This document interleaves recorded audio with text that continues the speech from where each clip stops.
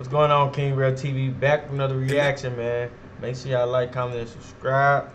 1997, The the hard San truth Antonio about Victor Spurs were one of Wembanyama. the worst teams in the entire NBA, finishing the season with just 20 wins and with a rookie head coach leading the way. Their future was uncertain. Their two best players were an aging Dominique Wilkins, just 1 year away from his last. Dominique Wilkins played for the Spurs? The fuck? A season, and their franchise player in David Robinson, who was sidelined with a season-ending injury that would linger for the rest of his career. The franchise was in a downward spiral with no end in sight.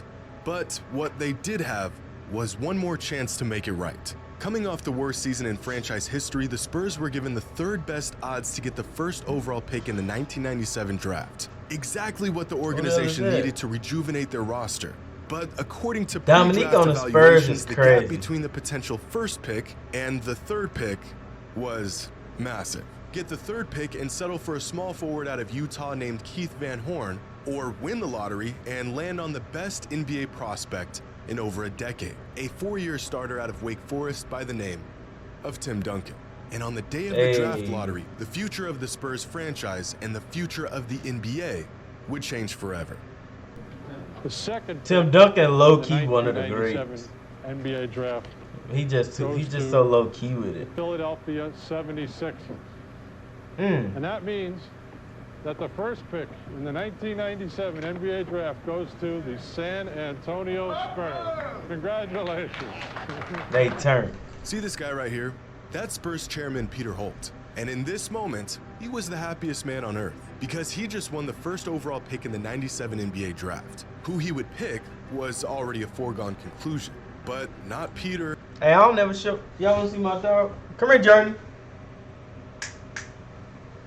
Come here, girl. They wanna see you on YouTube? You gonna show the damn background? Come here real quick. Come on. Oh. Ah! There we go. Journey. All right, let's watch this video together. Or anyone else at the time knew that the Spurs just won the rights to one of the greatest players in the history of the game. And this very moment was the beginning of one of the greatest dynasties in NBA history. The GOAT! And now, 26 years later, luck would have it that the Spurs have found themselves right in the middle of another historic night once again, because they now have the rights to the #1 overall pick in the 2023 NBA draft. And the prospect they plan on picking up is claimed to be bigger and better than anything we have ever seen. As we get closer to draft day, the hype surrounding Victor Wembanyama is growing by the minute. Experts and analysts claiming he's the greatest prospect in the history of the sport. Some even claim he's the best prospect of any sport ever. The franchise that gets him believed to have hit the basketball jackpot that will set them up for 2 decades of success and championships. But how good can one prospect actually be? Fans already talking about future championships for the Spurs since they've essentially landed Victor. But turning potential greatness into real winning and championships is a task that very few players have ever been capable of doing. Today's video is sponsored by DraftKings. The playoffs are in full swing. Bro, I don't really be hearing nothing about Victor Wembanyama though. To make you a winner, because DraftKings is bringing the high-stakes action to all new customers. Just place a $5 wager on any sport and receive $150 in bonus bets. Talk about a lock, my friends. This is as automatic as it gets. Wondering where to put that $150 in bonus bets? Try DraftKings same-game parlays, where you can combine multiple bets from the same game into one big bet at a shot for an even bigger payout. And if mobile sports betting is not yet available in your state, you can still get in on the fun with DraftKings Daily Fantasy, where they offer cash prize contests for nearly every sport. Just download the DraftKings Sportsbook app now. New customers use promo code Jimmy Highroller, bet $5 on any wager, and get $150 in bonus bets instantly. I'm gonna do that.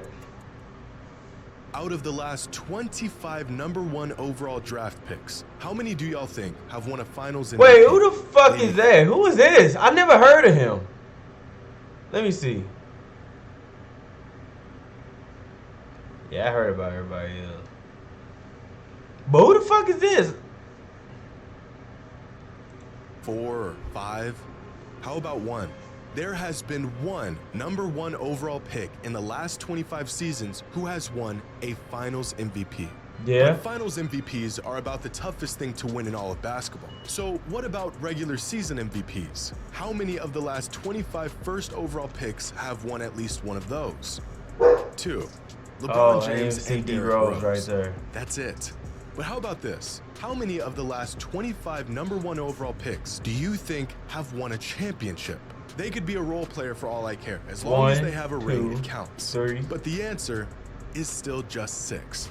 Winning in the NBA 5. is very, very hard to do. But fans and experts are already putting this burden on a kid who hasn't even been drafted yet. But we've done this before. Unrealistic hype and expectations with inevitable disappointment. I don't even know who that is. It feels like just yesterday, Zion Williamson was being regarded as the greatest basketball prospect of the decade. He don't even play. We are. How are you gonna be considered the best basketball player of the decade when you don't even play fucking basketball? Has played in just 29 games over the last 2 seasons and has yet to play in a single playoff game. Great player, but as of right now, far from the franchise-altering force he was hyped up to be. Here's another player who was said to be a generational prospect coming into the NBA, nicknamed the Fresh Prince, being that he was the successor to LeBron King James. Who? This is Ben Simmons. Oh, he was too afraid man. to take a shot in a playoff game and peaked in his 2nd season in the league. And we do this to young players far more often than you would think. Ben DeAndre Simmons is a solid NBA player. Nowhere near a superstar, but he could be a key piece on a championship-winning team. Facts. Now, would you believe that just 3 months before he was drafted, he was labeled as a, quote, anomaly?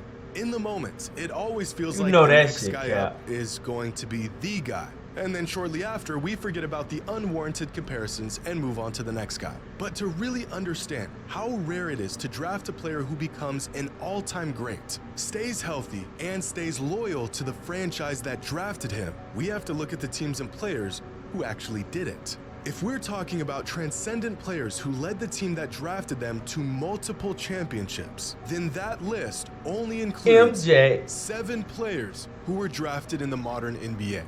Over 3,000 players drafted since 1980, and 7 of them went on to be a loyal, franchise-altering talent. These players right here are icons, legends in their franchise and to the game, and they only come around about once in a decade. Now, if Victor is as good as advertised, he could be added to this list one day. But the path to get there is long and riddled with players who fell short. But in the NBA, even the stars, superstars, and once-in-a-generation talents struggle to win the ultimate prize. Luka Doncic has been a phenom since he entered the NBA, so far exceeding all pre-draft expectations. And yet 5 seasons into his NBA journey, and he has yet to see the finals, and even missed the playoffs in this last season.